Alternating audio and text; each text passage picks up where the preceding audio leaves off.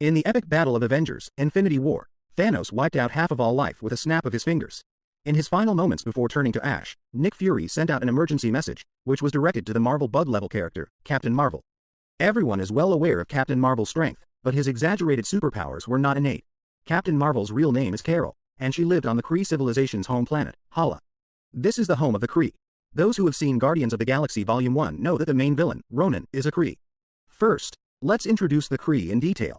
Purebred Kree have blue skin, but some of them interbred with aliens, resulting in yellow-skinned Kree. However, their blood is all blue. Due to the high-gravity environment of Hala, the Kree are very strong, and some even have superpowers. But like humans, they also experience birth, aging, sickness, and death. Kree technology is very advanced, with towering buildings and spaceships everywhere, easily surpassing human technology. The Kree are very united and practice a dictatorial form of governance, leaving all decisions to the Supreme Intelligence. The Supreme Intelligence is not a person but a combination of artificial intelligence and the consciousness of the Kree. Whenever a highly intelligent Kree dies, their brain is integrated into the Supreme Intelligence. The Kree regard the Supreme Intelligence as their only god, and anyone who dares to rebel is executed on the spot by the military. The Kree's arch-enemies are the Skrulls, and the two races have been at war for thousands of years. The Skrulls are also a highly technologically advanced race, with greenish skin and somewhat ugly, lizard-like appearances. But they have an outstanding ability. They can shapeshift like mutants into any creature. This shapeshifting is not limited to changing appearance. They can also replicate blood DNA and short-term memories. Some Super Skrulls can even replicate superpowers. Back to the main story. 6 years ago, Carol experienced an accident and lost her memory, only knowing that her body contained a very powerful force. Every night, she has the same dream. She has no recollection of how she gained her powers or her previous life, and can only piece together fragmented memories in her dreams. All she knows about this comes from Commander Rog. Rog told Carol that she was granted superpowers by the Supreme Intelligence, and her hands can emit photon blasts. During these 6 years, Rog taught Carol various combat techniques and how to control her powers. Because Carol's powers are so strong, she can only use them with permission from her superiors. But occasionally, due to emotional agitation, she can quickly lose control. With her excellent combat skills and the enhancement of her powers, Carol eventually became a member of the Kree Empire's Star Force. On this day, under Rog's guidance, Carol met through her subconscious. The Supreme Intelligence's form depends on the subconscious of the person meeting it. In other words, the form of the Supreme Intelligence is different in everyone's eyes, but it is always the person they respect the most in their subconscious. In his subconscious, the Supreme Intelligence is the woman from his dreams. He tells Carol that the Skrulls are the archenemies of the Kree. They are extremely good at disguise and use it to infiltrate other civilizations, and now they have already threatened the Kree Empire. The Supreme Intelligence then gives him a mission to rescue a spy captured by the Skrulls. Carol immediately sets off with her team members. They pilot a spaceship through a jump point and arrive at the Skrulls. They fired several missiles at the ground to clear the way, and then the group infiltrated the enemy from underwater. After landing, they split up, but it wasn't long before their signals were disrupted and they lost contact.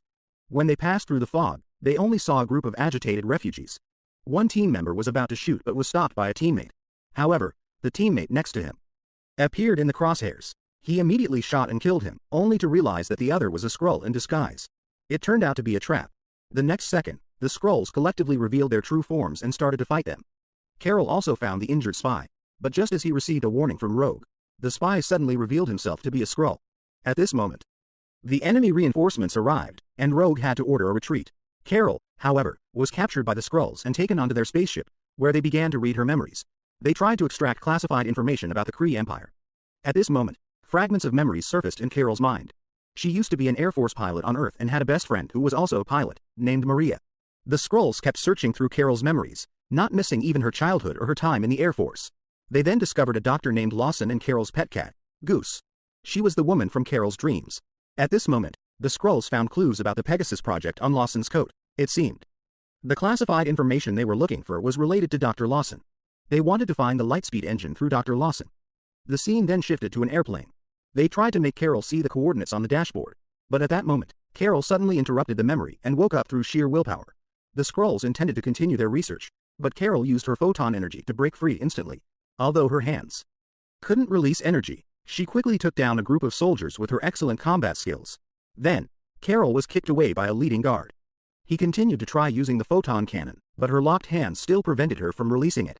An angry Carol charging up energy for another attack. This move blasted a hole in the spaceship, causing the Skrulls to be sucked into space. In a critical moment, he used one hand to gather strength and propelled himself back into the cabin. He then hijacked a Skrull escape pod intending to return to the base. On the way, the approaching Skrulls destroyed the control panel. But Carol still forcefully piloted the ship out of the mothership, which was also destroyed. Due to the damaged control panel, Carol was forced to land on Earth. The next day, the Skrulls also arrived on Earth, disguising themselves as humans to search for Carol and Dr. Lawson. Talos used Kree high-tech to modify a payphone and successfully contacted Rog, reporting his location. Talos's crash landing on Earth caught the attention of S.H.I.E.L.D. soon. A young Nick Fury found him. At this time, Fury's eyes were still intact, and he had not yet become the director of S.H.I.E.L.D. He was just a field agent. He brought rookie Coulson to investigate. Carol explained to Fury that she was from the Star Force and informed him that the Skrulls could replicate genes and change forms, potentially becoming humans to invade Earth. Hearing this, Fury and Coulson exchanged a knowing smile, thinking Carol might have some mental issues. They then prepared to take Carol to the headquarters for questioning. However, the next moment, they were attacked by the Skrulls. After Carol missed a shot with her energy cannon, she immediately chased after them. Fury and Coulson also quickly drove after the Skrulls, who had escaped onto a train. Carol leapt and grabbed the back of the train, then punched through the glass to enter the carriage. She looked around for the Skrulls and finally focused on an elderly woman. She punched her because she had seen this woman before boarding the train and knew she was a Skrull in disguise. The elderly woman got up and delivered a flying kick, then grabbed a handrail and executed a spinning kick. Carol wanted to fight back but was stopped by the bewildered passengers. After shaking off the passengers, the Skrull changed identities again and climbed onto the roof of the train. Carol followed but was kicked off. She got up and fired 2 photon blasts, but the Skrull dodged them. She punched through the roof and jumped back inside.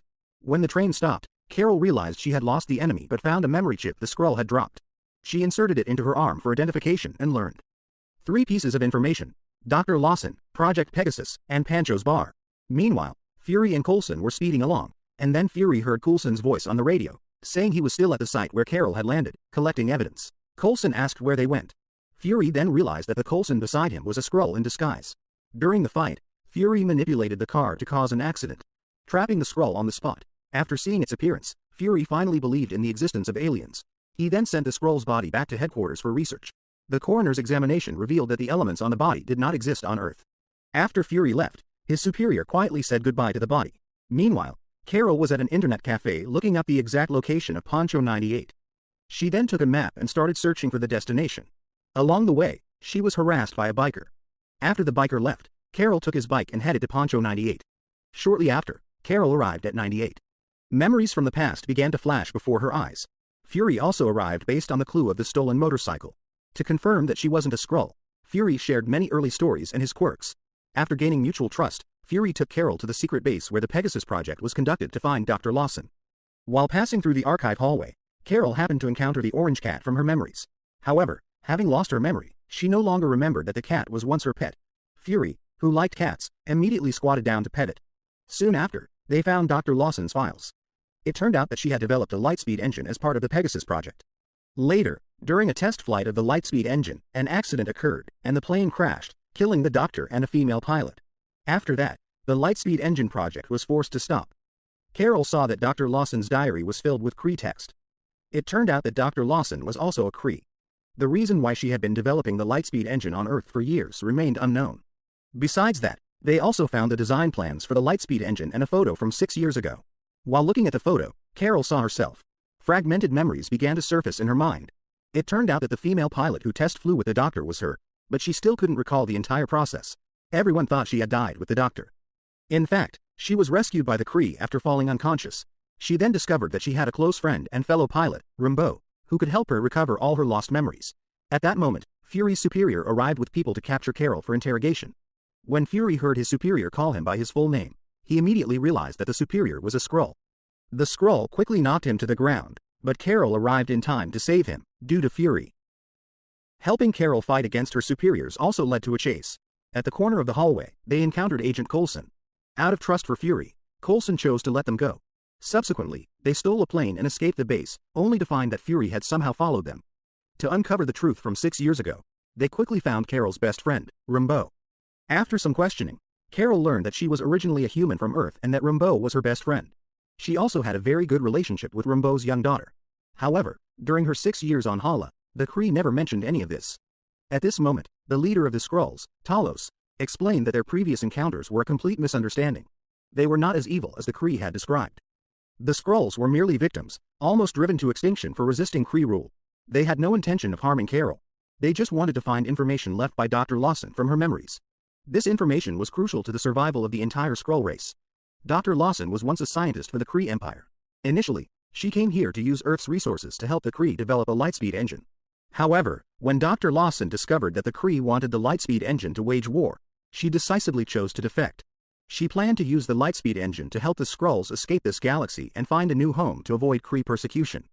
The Skrulls infiltrated S.H.I.E.L.D. through disguise to find the secret hidden by the government, which was the black box from the crashed plane that Carol and Dr. Lawson were on.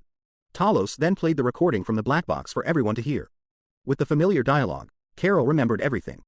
In the recorded conversation, Carol and Dr. Lawson were attacked by aliens while flying the lightspeed plane. After a firefight, the plane was hit and crashed to the ground. Dr. Lawson told Carol the coordinates of the laboratory and asked her to save people. Then, she was shot and killed. However, the Skrulls from her memory did not appear. Instead, it was the familiar commander, Yon-Rogg, who approached, wanting the lightspeed engine. Without thinking, Carol destroyed it. At that moment, Captain Marvel's superpowers were revealed as the lightspeed energy from the engine surged into her body. Carol was thus endowed with superpowers by this energy. In the end, Yon-Rogg had to erase her memory and take her back to Hala. Talos told her that she had only destroyed the engine. The true energy core had long been hidden by Dr. Lawson, and its location was at the coordinates given to Carol. After learning the truth, Talos also decided to help the Skrulls find the energy core. And this core is also their last hope. As long as they find the energy core, they can rebuild the lightspeed engine and then take the remaining people to a safe place. Soon, Carol calculated the coordinates of the energy core. Before leaving, Rambo's daughter chose a brand new color for Carol's uniform, symbolizing a break from the Kree. Not long after, Yon-Rogg arrived on Earth. Carol was waiting for him in a small cabin, but soon Yon-Rogg realized during their conversation that he was a Skrull in disguise. Then, a mutated gun shot him in the heart, making Yon-Rogg realize that Carol might have regained her memory. He then contacted Ronan the Accuser to lead an army to attack Earth. Carol and her team also arrived at an orbit around Earth. Based on the coordinates provided by Dr. Lawson, they quickly found the laboratory hidden at the edge of Earth. After entering the lab, they soon discovered the energy core. It turned out that the energy source Dr. Lawson used to develop the lightspeed engine was the Tesseract. The timeline of Captain Marvel is set in the 1990s, which was during the early post-World War II period. Before the end of World War II, Captain America and the Tesseract fell into the ocean together. After the war, Iron Man's father, Howard Stark, salvaged the Tesseract from the ocean and handed it over to the US military for research. For decades, from the end of World War II to the 1990s, the US military had been secretly researching the Tesseract. The so-called Project Pegasus was about developing the Tesseract's energy to create new aerospace technology, which is the lightspeed engine. This cruiser was not only Dr. Lawson's laboratory but also a refuge for a group of Skrulls. Talos' wife and child were also on board. After a brief reunion, Yon-Rogg suddenly arrived with his team. Talos originally wanted to use his superpowers, but they had long anticipated that Carol would lose control one day. So, Yon-Rogg used a chip on Carol's neck to instantly disable her powers. Without her powers, Carol was quickly subdued by Yon-Rogg, and the others were also captured. Through a scan, they discovered that the little orange cat was actually an extremely dangerous flurkin, which is why Talos was afraid of it. As a pet of the Marvel Universe, it naturally has a bug-like existence. Fury, however, underestimated it. Afterward, Yon-Rogg connected Carol's subconscious to the Supreme Intelligence. In this conscious space, Carol was still suppressed by the chip. The Supreme Intelligence continued to brainwash her, but Carol, having learned the truth, refused to listen. In this space, Carol was no match for the Supreme Intelligence, but the Supreme Intelligence underestimated Carol's willpower. She had always been a strong girl since childhood and would never easily give in. Even though he fell down time and time again, his strong personality made him get up bravely each time. With immense willpower, Carol successfully escaped from the subconscious and actively removed a chip, causing his body and reality to burst with powerful energy. To suppress a chip, Carol immediately entered a dual-core state, and thus, Captain Marvel was born. Then, Captain Marvel easily rescued Fury and others with the Cosmic Cube in hand, and handed the cube to Fury for safekeeping, while she went to distract the Kree. Fury didn't dare to touch the cube, but the cat helped. To buy time for Fury and the Skrulls to evacuate, Carol fought the Kree Starforce alone. On their way to retreat, Fury and Rambeau encountered many enemies, but with the help of the Flurkin, they quickly cleared all the enemies. To suppress Carol with the chip, the Kree Starforce almost overwhelmed her. At this moment, Yon-Rogg arrived and took advantage of the chaos to control Carol, only to find that the box did not contain the Cosmic Cube. Meanwhile, Fury and Rambeau had already boarded the spaceship with the Skrulls and were flying smoothly towards Earth. Yon-Rogg also piloted a fighter jet to pursue them, but Carol followed, ready to fire a photon cannon to stop him. However, the cunning Yon-Rogg instantly took her into space. During the chase, Carol unexpectedly awakened her flying ability. She quickly flew towards Yon-Rogg and with one punch, destroyed his fighter jet, causing him to crash to the ground. But the crisis was not over. The Kree's strongest warrior, Ronan, had already led his army through a jump point and arrived above Earth. He immediately ordered several nuclear missiles to be fired at Earth. Carol charged forward and caught them, then used her divine power to push the missiles back. Ronan was very puzzled by this scene, as Earth's technology shouldn't have a defense system capable of destroying their missiles. When Carol appeared in front of him, his doubts were dispelled. Ronan's fleet sent countless troops to attack, but Carol's forces quickly cleared all obstacles. She confronted Ronan, and with a powerful energy blast, defeated him. Afterward, Carol returned to the ground. Yon-Rogg knew he couldn't beat her, so he challenged her to a duel. Now, she no longer believed Yon-Rogg's lies. She threw him into a spaceship and told him to go back and tell the Supreme Intelligence that she would end all wars and lies. With a single ignition, she sent Yon-Rogg away. As the crisis was just resolved, Fury resumed his cat-petting mode, but the impatient Flerken scratched him, turning him into a one-eyed man. Back at Rimbaud's house, everyone sat together to discuss the next steps. Carol decided to continue fulfilling Dr. Lawson's wish to help the Skrulls find a new home. She then handed the cosmic cube to Fury kept and gave him a modified communicator. If there was an emergency on Earth, he would contact him. Carol then returned to space to take on the task of maintaining cosmic peace. At this time, the Skrulls no longer needed the Lightspeed engine because Carol would personally help them find a safe home. She pushed the spaceship with her bare hands and instantly disappeared into the vast universe. In S.H.I.E.L.D., after experiencing all this, Fury realized the weakness of humanity and that S.H.I.E.L.D. alone could not handle the potential alien threats to Earth. So, he began planning to form the Avengers. Later, Goose spat the Tesseract onto Fury's desk. S.H.I.E.L.D. likely continued their research on the Tesseract from this point, leading to Loki's invasion in the Avengers. At the end of the film, after Thanos snapped his fingers, the Avengers found the communicator Fury had dropped and continued to use it to send a signal. Captain Marvel, who received the distress signal, immediately rushed back to Earth, only to find that Fury was already gone. Eventually, she followed the communicator signal to find the remaining Avengers. Yeah!